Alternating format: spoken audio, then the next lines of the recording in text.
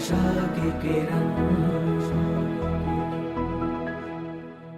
કે શાસ્ત્રે બતાવેલી બધી જ મર્યાદા આપણા માટે સુખરૂપ છે. આપણને સમજાય તોય ભલે, ન સમજાય તોય ભલે. અંજાન તમે ઝેર પીવો ખબર ન હોય તોય પણ એ મોતનું જ કારણ બને. અંજાન અમૃત પીવો તો એ અમૃતનું જ કારણ બને. એમ ભગવાનના ભક્તો જાણે કે અજાણે આપણને ખબર હોય કે ન હોય, પણ શાસ્ત્રીય મર્યાદાનો ભંગ કરે તે દુઃખનું કારણ બને. શાસ્ત્રીય મર્યાદાનું પાલન કરે તે પરમ સુખનું કારણ બને. સવર્ણની સાથે પોતાની જ્ઞાતિની જે કન્યા છે એની સાથે પરણે. એ ઉંમરમાં નાની હોવી જોઈએ, થોડી નાની હોવી જોઈએ, સાથે સાથે એ ગુણથી સભર હોય. જો રૂપથી સભર શબ્દ ન મૂક્યો. રૂપની મહાનતા હશે પણ એના કરતા ગુણની અબજોગણી અધિક મહાનતા, ગુણની અબજોગણી અધિક મહાનતા છે. બોલતા નહીં, રૂપને તો જોત જોતામાં જગત ભૂલી જશે. રૂપને જોત જોતામાં ભૂલી જશે અને રૂપ તો જોત જોતામાં કુરૂપમાં પલટાઈ જશે. ગમે તેટલો રૂપાળો છોકરો હોય અને અડધું ગામ રમાડતો હોય, ઉછાળી ઉછાળીને ગોદમાં લેતા હોય, પણ એ જ 2 વર્ષનો મોટીને 82 વર્ષનો થાય પછી કોઈ એમ કે દાદાને ઘરે રમાડો મને આપો ને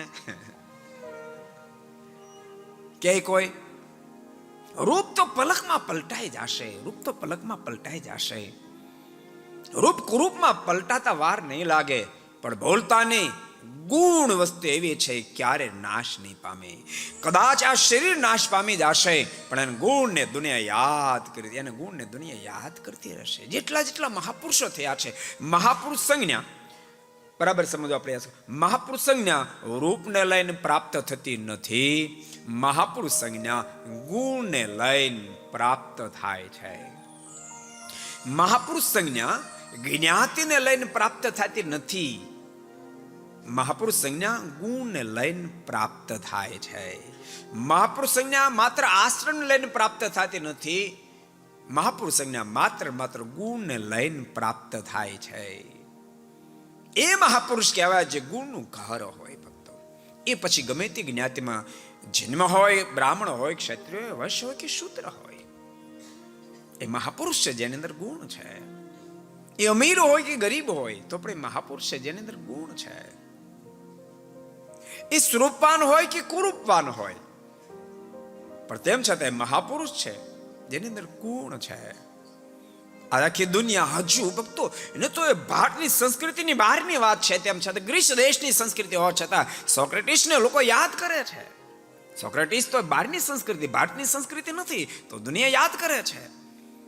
છેને લઈને, એના ગુણને લઈને. બાકી સોક્રેટિસ તો એટલા બધા કદરૂપા હતા કે જેની કોઈ હદ નહીં. પરંતુ એના ગુણને લઈ આજે વર્ષો વીત્યા પછી પણ દુનિયાને યાદ કરે છે. એટલે ભગવાનના ભક્તો યાદ રાખજો, તમે ગ્રસ્ત છો. હું એવું નથી કહેતો તમે રૂપ સામે નહીં જુઓ, પણ રૂપ કરતા ગુણ સામે વિશેષ જોજો.